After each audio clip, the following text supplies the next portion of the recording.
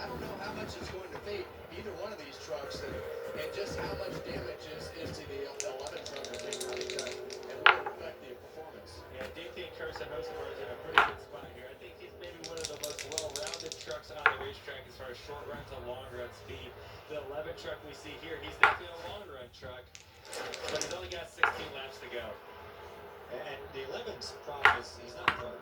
Right? Now he has to protect Corey Heim, but he's also trying to get this spot for Christian Eckes. So he's going to be trying hard here. But I mean, we're coming to 15 to go. There's still a decent amount of laps in this race, but Caden really has to get going here if he's going to have a shot to run down these top two trucks. We're already 2.5 seconds ahead of this battle. Yeah, he's dealing with Corey Heim here. Corey at the top off of turn 4. Just kind of gave him a run there. He gave it a shot. Not quite enough. Yeah, and I still believe, I mean, you see the left rear quarter panel hanging out of the bumper right there. You see that damage there. I think he got into the wall just hard enough. And I know that you're like, well, I just barely scraped the wall. It doesn't take much with the lips on these front fenders. You see how loose that 11 truck is off of turn 4 right there of Caden Honeycutt. He gets a good run on Eckes. And to your point, Ryan, Eckes is going to make it hard, and it's going to take more time. Because he wants to get his best finish as well. And it's definitely the hardest I've seen Caden drive this truck all night long. You see him in there working the wheel, the truck's moving a lot. He's been a pretty calm, cool, collected truck all night long. He's angry. Oh, he's angry. He's getting after all he can get right now because he knows he had a shot to win this thing. And they're going to make some more contact there. You got to be careful with that contact with these right fronts. We've seen it all night long. And that contact will blow right front before you know it.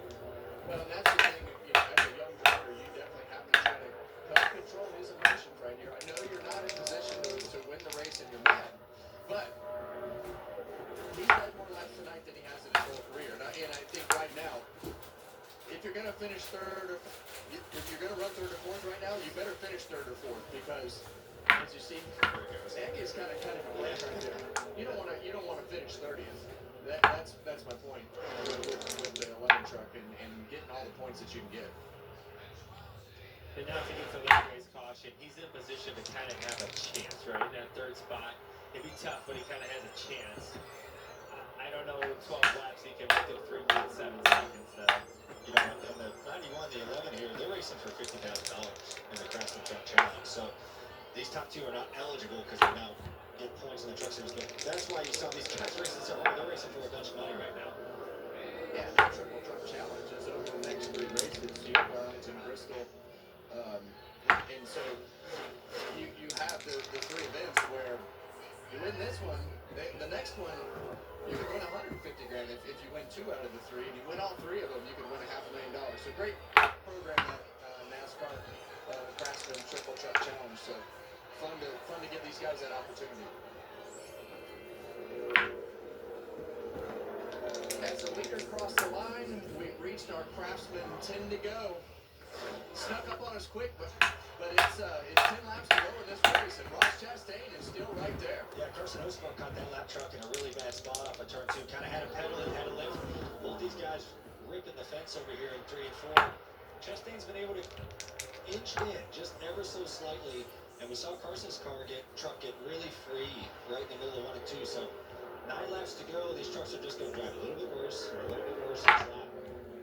And the thing about a race like this, where you've been trying to take care of your truck all night, now you're willing to take all that risk. So if you know that the 77 is a little bit better than you, if you're Ross, you're going to put that thing a little bit closer to the wall and entry, a little more throttle through the middle of the corner, and take some chances to be able to try to figure out how to make that much more speed to get to him. Again, remember, these 2 drivers not racing for points, only for the pride, the win, the money, everything that goes along with it. That's what they're racing for right now, and they don't really care about the rest too much. And Ross is doing a good job hanging right there. And we've seen these races at Darlington so many times come down to these late runs that the second place truck can make.